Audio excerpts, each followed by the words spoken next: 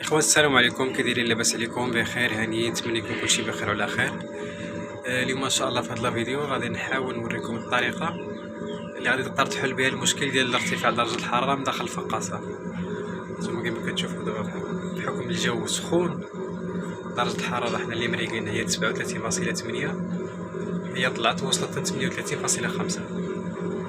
ملي كيكون هذا المشكل بحال هذا، الحل ديالو ماشي شي حاجه صعيبه بزاف. غنوريكم كيفاش غادي تقدر تحل هذا المشكل هذا من داخل الفقاصه باش تولي 37 درجه فاصلة 7 كما هي مريقلينها من قبل.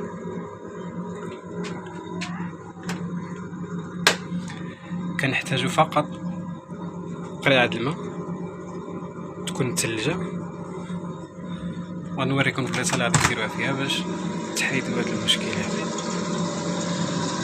غتجي هنا قبل هاد الفرفاره،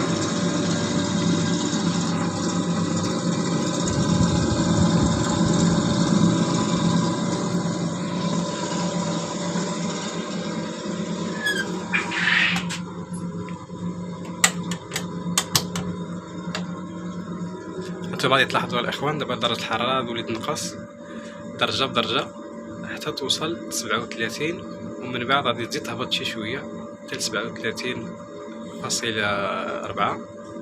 من بعد غادي يشعلوا البولاص وغادي تولي تخدم عاديه كما كان في الاول. نسينا واحد شويه، هي دابا وصلت لجوج، ل 38.2 من بعد ما كانت 38.5. نسينا واحد شويه وغادي تزيد تنقص، هاي نقص الدرجه.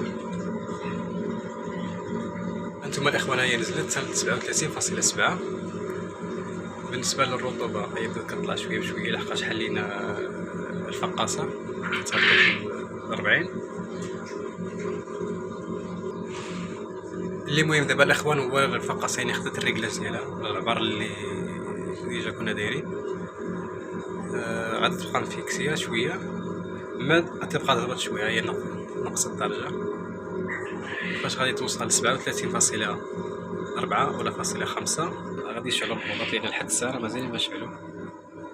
يعني مادام الحراره درجه الحراره من داخل الفقاصه فايت الحجم ديال 37.6، راه ما غاديش يشعلوا البولاط. حنا غادي نحضيوها شويه حتى تنقص وتشعل البولاط باش نتاكدوا بلي الامور غادا مزيان. هانتوما الاخوان فاش وصلت 37.5 صافي هي شعلت البولاط.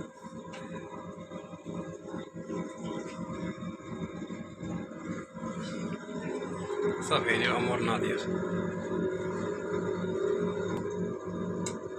وهذا المشكل كيكون في العاده ملي كيكون الجو سخون، بالخصوص في فصل الصيف كتكون الحراره مرتفعه بزاف. يعني على برا كيكون الجو واصل 38 درجه، هي فاش كتاخذ الهواء من برا كتاخذو اصلا سخون واخا ديك 38 درجه.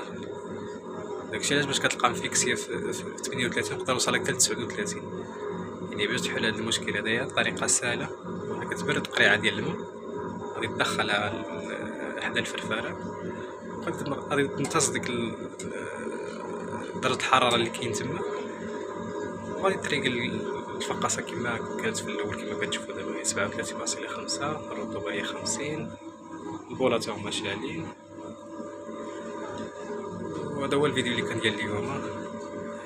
نتمنى يدعموا القناه بالاشتراك ديالكم، ولا عجبتكم الفكره ديروا جيم الفيديو، وساعتكم سعيده ونهاركم مبروك والسلام.